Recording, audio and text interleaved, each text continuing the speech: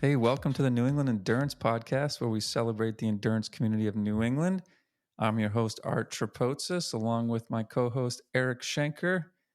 Eric, we have our first ski episode. It's about damn time, is what I'm saying. And I think this one we're obviously really excited because if there's been one thing people have actually been asking for, we've mentioned it a bunch of times. We've talked about backcountry, we've talked about uphill, and everybody's like, "What is uphill?" So I think the millions and millions of listeners that we've built over the past few weeks are really in for a treat on this one. Yeah, so today we celebrate the Granite Backcountry Alliance with Sam Trombley. Hey, Sam. Woohoo! Hi, thanks for having me. She's the marketing manager for Granite Backcountry and handles all the media relations. Grew up in Eastern Connecticut and learned how to ski in New Hampshire and Vermont, and now she lives in Gorham. And we're super psyched to have you on the show. Yeah, thanks so much for having me. I'm pretty pumped to be the inaugural ski episode. You are the figurehead of all uphill backcountry skiing now in New England, enshrined forever, no. right? Because this is sort of the definitive, this is the documentary that will be aired, for all of time. So Sam, you have a lot of responsibility, and we're going to get into that. We're going to get into what is backcountry, all those things. For all intents and purposes, we're introducing this sport to a lot of folks. Totally. Can you give us some broad strokes on uphill skiing, backcountry skiing, Skimo? Just set the baseline here for folks who have never heard of it and what we're talking about as we dive into this a little bit more today. For people that are familiar with downhill skiing, the whole idea is you have your gear, your way up is riding a lift, maybe it's a rope tow if you're at a smaller mountain, and then you ski down. The beauty of uphill touring is that you are your own vehicle to get up the mountain. You can do that on a resort. You can do that in the backcountry, which means any area that is not maintained by like a group, by a ski resort, by a ski area, tree skiing, skiing on places like Mount Washington. And the way that you do that is you have specific gear. So you have skis with a binding that allows you to release your heel for the uphill ascent and lock it down for your downhill. And then you attach what is called a skin to each ski. And it's just a very sticky, long, almost like a carpet that you just attach something furry to your ski. Yeah, something furry. And that allows you to hike up in a motion kind of similar to what you would do cross-country skiing. So just really sort of gliding uphill. And there's also, for the snowboarders out there, there is a snowboard equivalent called splitboarding, where the board actually splits in half and you do the same exact mechanism to skin up. You reconnect your board into one piece and you ride down. So that is basically what uphill touring is. And there's a lot of different ways and levels that you can be involved in the sport. So a lot of people might just enjoy doing it at a resort, which is totally awesome because it gives you a chance to get a little more exercise. And then you have people who want to sort of go to that next level and seek out terrain that is not maintained by somebody else, that is natural. There may be glades that have been cut by a specific group like Granite Backcountry Alliance. And then on the sort of extreme end, you've got Skimo, right? Which is literally racing up the mountain, hop, skip, and a jump, fancy one pull, magical, skins come off and zip back down. Sure. And sometimes you've got up and down loops and things like that. So there is a real race component too for all those race hounds that we've got listening from the running and the cycling. Yeah, absolutely. Skimo is interesting because it stands for ski mountaineering, but Skimo isn't the same as ski mountaineering. Ski mountaineering, like the act of ski mountaineering, more implies going to into really technical terrain, possibly using ropes. Maybe you're dealing with avalanches, but when I think of a Skimo race, I think of something that our friends at like White Mountain Ski Company are hosting, you know, that typical like multiple laps at a resort. You know, yeah, the quick rip of your skins. You're wearing lightweight equipment. So it's definitely for those people that enjoy Type 2 fun and for those enduro maniacs out there. This is the Endurance Podcast. Let's talk about Granite Backcountry Alliance, otherwise known as GBA. It's a nonprofit organization that is about partnering with private and public landowners so folks can basically ski uphill. And there was something from the website I just loved about the strategy. And the company's strategy or the organization's strategy is to create exceptional ski terrain in the White Mountains and also to create a Gimby, which is a glade in my backyard where each community in the Whites has their own glade to ski. Can you talk a little bit more about the mission and how the organization got started? Yeah, absolutely. And I love that you brought up Gimby because it is a really fun twist on that, you know, the concept of NIMBYism and people who are actually trying to gatekeep certain areas. And what we're really trying to do is the opposite. So, Granite Backcountry Alliance started back in 2016, so before I came on, and it was really born from this idea that there is a ton of incredible terrain in northern New Hampshire and western Maine that would be awesome for backcountry skiers to use, but there are a lot of barriers to getting to that terrain, to having even the knowledge or the social network to access it or to know where to go. So a lot of glades that were in existence at the time were either, some of them were illegally cut, some of them were on private land, some of them were super grown in. So it didn't have the same ease of travel or access as what Tyler Ray really envisioned could be created. And there were other organizations like GBA in other parts of the country that were doing similar work. And also you had other organizations in like the mountain biking scene, for example. So you have trail organizations that are building trails, building partnerships between you know, nonprofits, between private landowners. Take Kingdom Trails in Vermont is a great example of that. And we really saw an opportunity to do that for the backcountry scene and for, you know, winter outdoor recreationists. So what started with a couple of ski glade zones that were brought to the attention of GBA through friends, through people who sort of just kind of found out about what GBA was doing.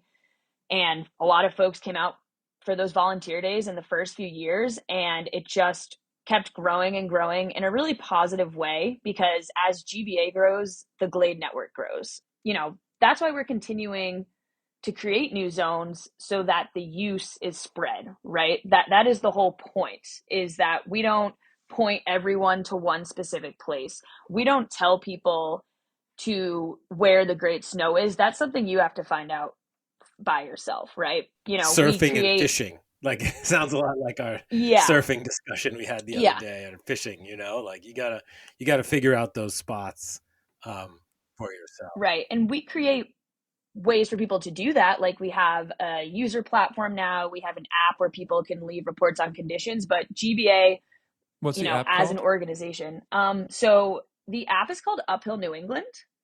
Uphill New And England. Uphill New England is a really awesome group that was established this year that put together a season pass for uphill touring at the partner resorts across New England.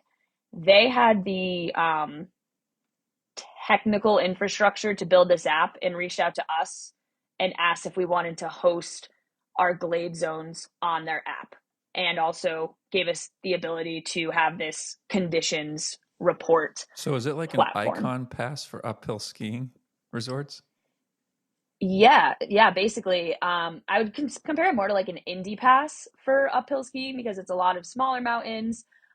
There was definitely a lot of work on the back end, I know, for Uphill New England to come up with a cohesive message as to, every resort still may have different policies in terms of their uphill, but they have it all available in one place. So if you buy this pass, you don't have to buy individual passes at their partner resorts. You can find the status of their uphill terrain on the Uphill New England website. And they also host a lot of really cool like Skimo events and races. They actually just hosted an intro to Skimo racing event, which was the first one of those I'd seen. And I thought that was really awesome. Very Well, cool. that's a great segue talking about events, because we're really excited that the timing of this podcast and when it's going to come out is coming out right before the Super Bowl of uphill events of New England, called the Wild Corn Backcountry event. What's like, Sam? Give us the download Shindig. on Wild Corn. What is the Wild Corn stand for? I think people will find that interesting, what that actually means. But tell us about this really, I think, incredible event, which should be really fun for people to see what this community is all about for the first time. Yeah, thank you. I'm so glad we're talking about wild corn because it's top of mind for all of us right now. And my friend Christian Eaton, who works for Fisher Ski, they're our main sponsor for this event, and he's just an awesome partner. But he described it as the après of the ski season. So it's a spring skiing uphill mountain takeover at King Pine Ski Area in Madison, New Hampshire. And when you show up at Wild Corn, it's a full weekend of solely uphill skiing. The lifts are not running. It's also a music festival. We rent this big stage. There is music all weekend. So you're anywhere on the mountain, you can hear the music going on. There's dozens of vendors in our vendor village that are demoing gear. So it's a great opportunity if you've never gotten to try uphill touring and want to. You could show up with no boots, no skis, and have all of that, set up and ready for you there. It is first come, first serve, but we have a lot of demo providers this year, which is really exciting. We have everyone from Stio to DPS to La Sportiva. We have local businesses like White Mountain Ski Company and Stan and Dan's. So it's just a really vibrant and exciting event. If you have a ticket to Wildcorn, you have access to all of our clinics that we host. So we host a Backcountry 101 clinic. We host a morning yoga session so you can get all calm and zen before your big day of partying. Motion is lotion. We right? have, Motion is lotion. Oh yeah.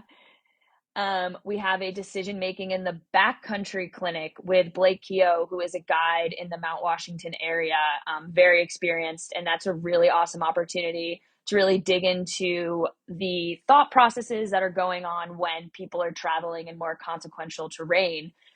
We have activities like the transition rodeo, which, when you're talking about how quickly Skimo people can rip off their skins, that's the perfect activity for them because it's basically just a time contest to see how fast you can get from uphill to downhill mode, and you win awesome prizes. We have an actual Skimo race where people are dressed in costume and they're running around King Pine amid all the other stuff going on. So this sounds yeah, incredibly fun. The timing of this could not be better, right? Because all these, like what you're saying is you don't have to know a lick about uphill skiing. You just got to show up, get a ticket, and the world is your oyster, right? You can demo equipment. You can learn about the backcountry. You can buy stuff on sale. You can listen to music. I mean, it sounds awesome, even if you never hit the side of the mountain. Yeah, and honestly, I think even if you don't ski, I mean, the music is pretty incredible, and it's a great price to see some really awesome bands. We have Pink Talking Fish as our headliner. I don't know if either of you are Nice. familiar with them. Yes, I am. Yeah, they're Really good. really incredible. They're a Pink Floyd, Talking Heads, and Fish fusion act, and they have like their light show is pretty unreal. I'm having flashbacks to last year, just like swaying and dancing as the snow was coming down and like the lights were flashing, and it was like, am I So at work right now, I don't even know if or we what is did, going like, on? did we tell the date? Like, what is the dates, Sam, for Wild Corn? Thank you. Yeah, thanks for bringing all this up. So the event is April 5th through 7th. So that's Friday, Saturday, Sunday. Friday and Saturday are like the big days. Sunday is pretty chill. Most people have headed out by then. So I would say if you're going to get to Wildcorn, get there for Friday and Saturday. Friday is 2 p.m. to 10 p.m. We'll have night skiing. We have music. We have a backcountry booter jam where people hit a jump and we cheer and take pictures, and it's like the X Games but different. And then Saturday is all day 9 a.m. to 8:30 p.m. where, yeah, again, the whole idea of Wildcorn is we want people to have their heads, turning in every direction. Like, what's that over there? I want to do that clinic, or I need to go see that band, or I want to test out this new gear. And all of that can be done. It's like a amusement park for And uphill good touring. on King Pine for getting behind this, right? I mean, I think this. I don't want to create any controversy, but I don't know that a lot of the mountains have really embraced the uphill community, and I know a few who can remain nameless who have shunned it, which to me is just insane. And here you are, end of the season, extending the season, and just bringing hundreds or thousands of people to a mountain that might not other visit. I think huge shout out to King Pine for embracing this. So I just want to make sure that they get the recognition that they deserve, because I don't think a lot of the other mountains might have been short-sighted in not embracing this. So Absolutely. And I'm, again, King Pine, we could not do this without them. They have given us the creative agency to make Wildcorn what it is. We have incredible conversations with them every year about how we can continue to elevate the event. They are up for anything, and they are a family-owned mountain. They're so beloved in like the Mount Washington Valley. And I've, I think you're right. There are a lot of mountains that either, whatever the reason is, whether it's their ownership structure, whether it's past experiences they've had with the uphill community, that definitely frown upon it, or it's the fact that they don't see it as a source of revenue. Where if the backcountry community, if you know how people who uphill tour are, like, they want to support local mountains. They want to keep going back, like, yeah, maybe they're uphilling during the week, but if they have family come and visit, they're going to point them in the direction of your mountain, for lift service as well. So it's a great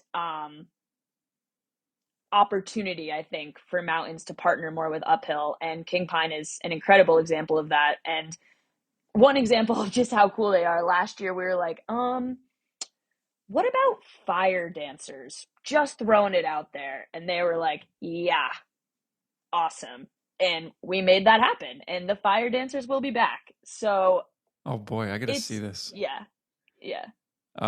Hey, so I was on your website. It's Granite Backcountry Alliance.org if folks want to hear more about the shindig, the Wildcorn Backcountry Shindig.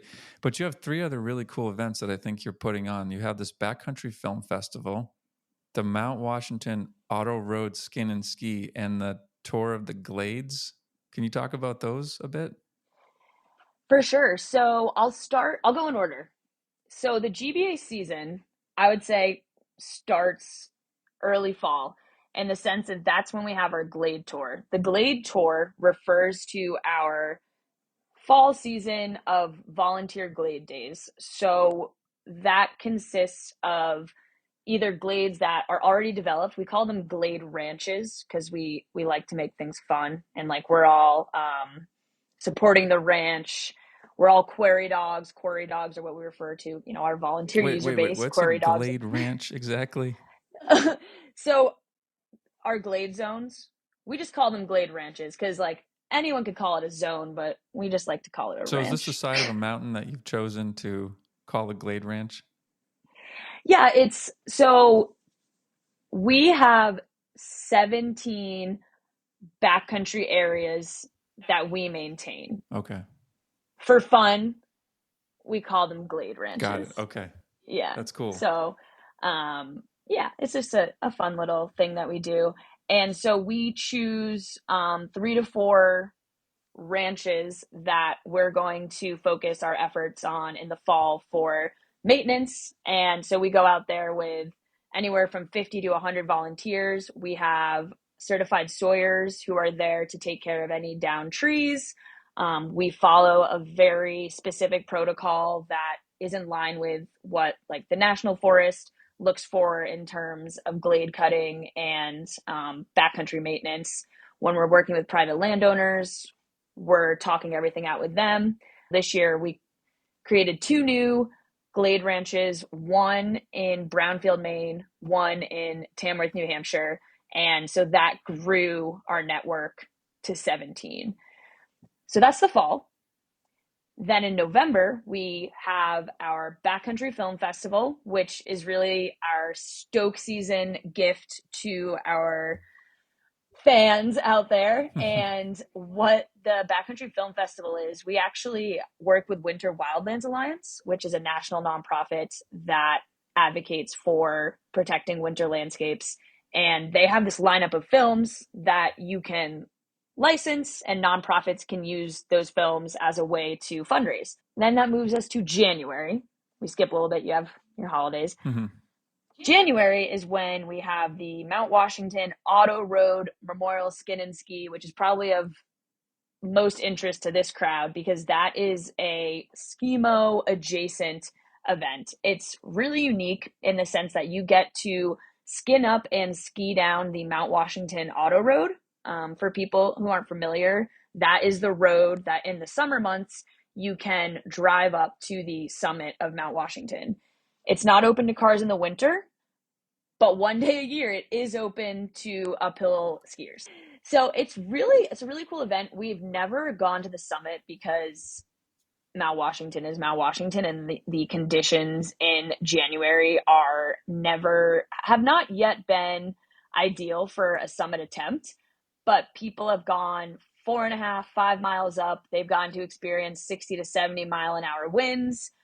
You can either do it as a Skimo race. We do have a Skimo category. And then we also just have a casual skin and ski for people who just want the opportunity to, approach Mount Washington from this different angle and try something new.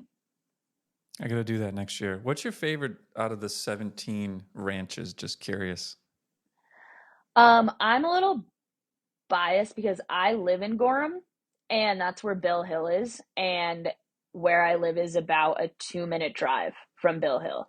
And so whenever there has been sneaky storms or a random pow day or a random pow night, like I've gone out there in a headlamp, I've gone out there for sunrise, I've been out there all times of day, and I always have a good time. I know it really well. It's a quick lap. You can get to the top of Bill Hill in like 25 minutes from the parking lot, and then, kind of just lap perfect. it. So yeah, I love Bill Hill, and that is my personal favorite. Eric, have you been kind there? of, I have not you. gone to Bill Hill. I ski a lot at Doublehead, and then I actually love early mornings at Wildcat and catching the alpenglow on those rare sunrise mornings. So those are my two Sounds romantic favorite spots. But I think there's some.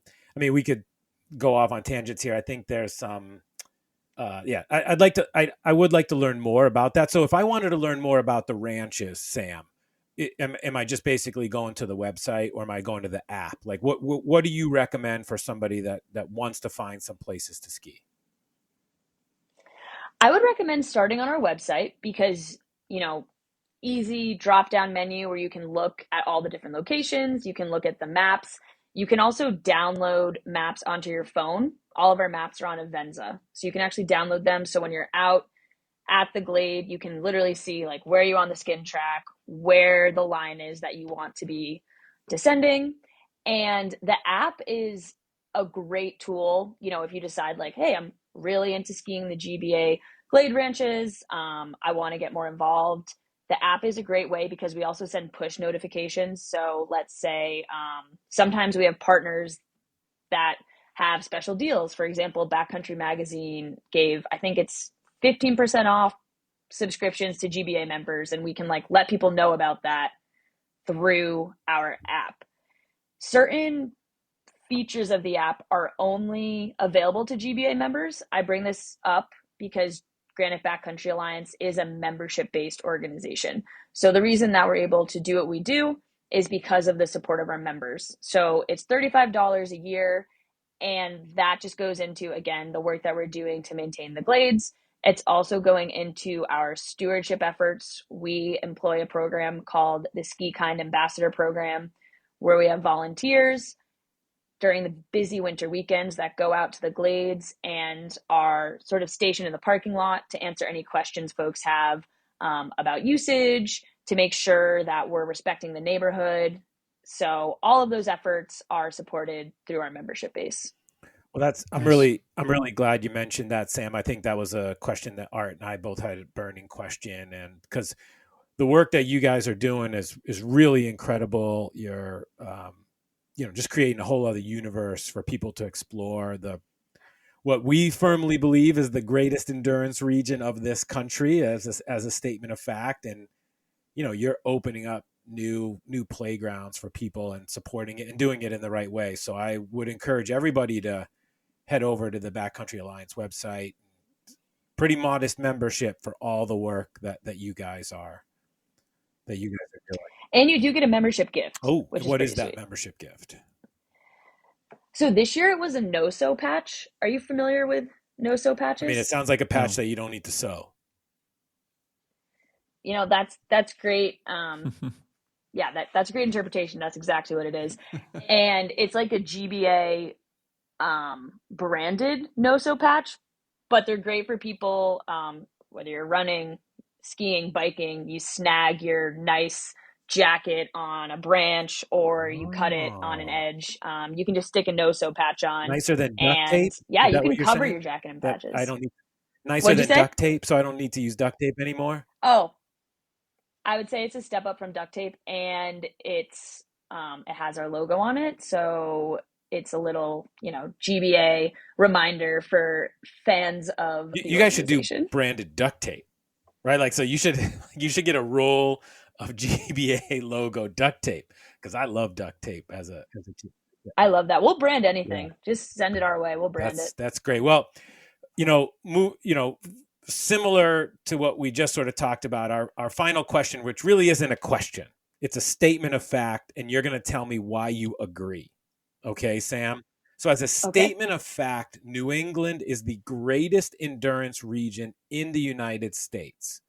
Tell me why you agree. I agree because New England tests you in ways that you don't have to be tested in other places. And what I mean by that is people that are seeking these endurance activities in New England, whether you live in Connecticut or you live right here in New Hampshire, you have to be open and learn enough and push yourself hard enough to really deal with any weather, to deal with any terrain surface. People who come and hike and run and ski in New Hampshire are, from what I've heard, just sometimes shocked by the fact that our trails go straight up. There are not switchbacks very often.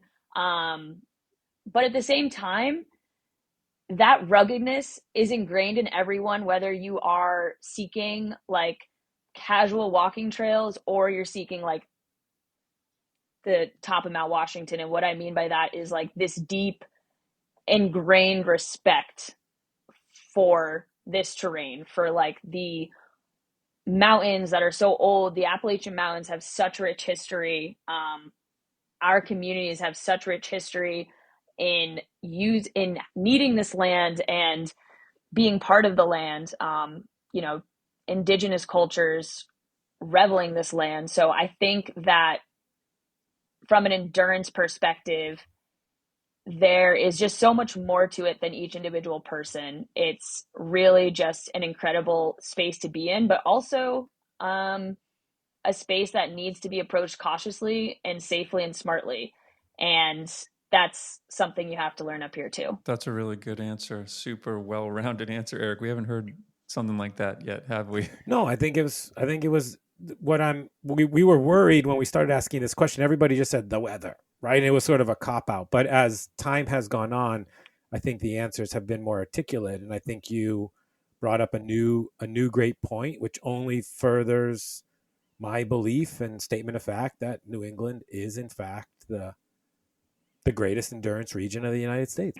Sam, is there anything else you'd like to plug today for our millions of listeners? I think I'd like to just plug that if you are listening to this and curious about uphill touring, not sure where to start, really encourage you to check out Granite Backcountry. Message us on Instagram, shoot us an email.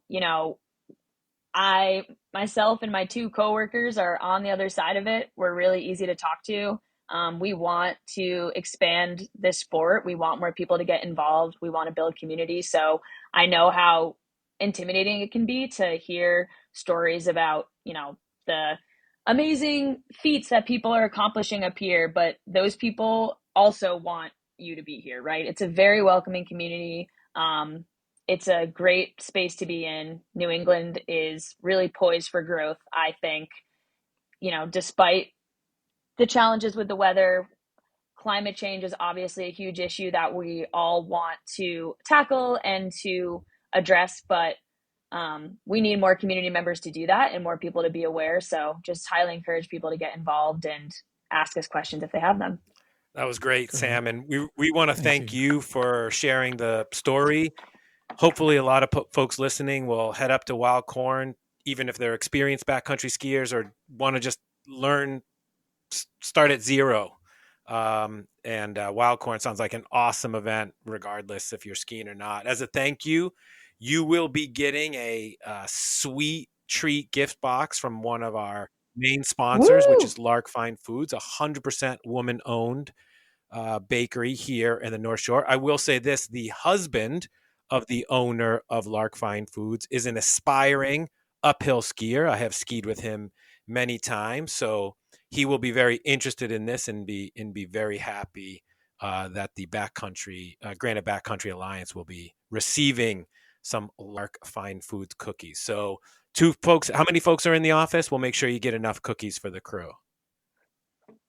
There are 3 of us in the office, and wow, thank you so much. First of all, I love North Shore, and second of all, love that it's women-owned business, and third of all, I love sweet treats. It's So the this is amazing. trifecta right there. So yeah, so It's we'll the make sure you trifecta. guys are well sugared up for the Wild Corn event.